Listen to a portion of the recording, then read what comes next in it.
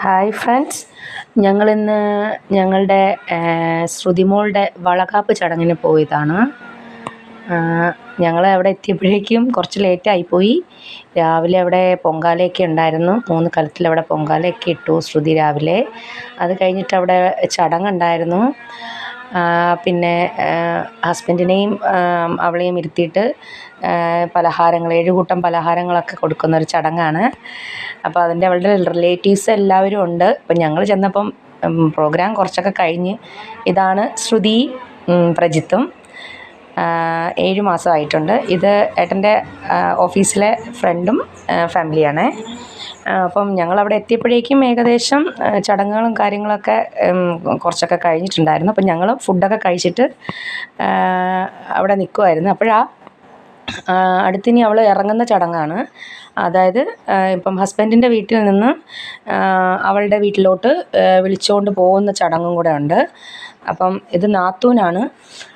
നാത്തൂന് അവളുടെ സാരിത്തുമ്പിൽ പലഹാരങ്ങൾ ഇങ്ങനെ വെച്ചിട്ട് നാത്തൂൻ്റെ സാരിത്തുമ്പിലോട്ടിടും. അങ്ങനെ 3 തവണ എന്തോ കൈമാറ്റം ചെയ്യുന്ന ചടങ്ങാണ്. ഞാനിത് ആദ്യമായിട്ട് കാണുവാണ് ഇങ്ങനൊരു ചടങ്ങ്. നമ്മുടെ ഇതിൽ ഇങ്ങനെ ഒരു ചടങ്ങൊന്നുമില്ല.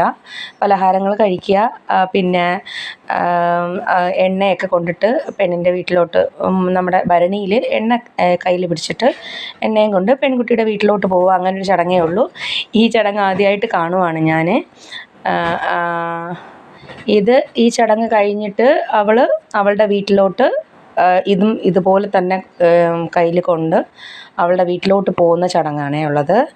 ഇതിൽ വലിയൊരു ട്വിസ്റ്റ് എന്താണെന്ന് വെച്ചാൽ, പിന്നെ നാത്തൂനെ എല്ലാവരും കളിയാക്കുന്നുണ്ട്. അതേപോലെ പൊതിഞ്ഞ് വീട്ടിൽ കൊണ്ടുപോക്കോ, പോകുന്ന വഴിക്ക് കഴിച്ച് പോകാമെന്നൊക്കെ പറഞ്ഞ് കളിയാക്കുന്നുണ്ട്. അതെല്ലാം കഴിഞ്ഞിട്ട് ഇപ്പം അവർ പോകാനായിട്ട് തയ്യാറെടുക്കുകയാണ്. ശ്രുതിയുടെ വീടെന്ന് പറയുന്നത് ഇതിൻ്റെ പുറകിൽ തന്നെയാണ്.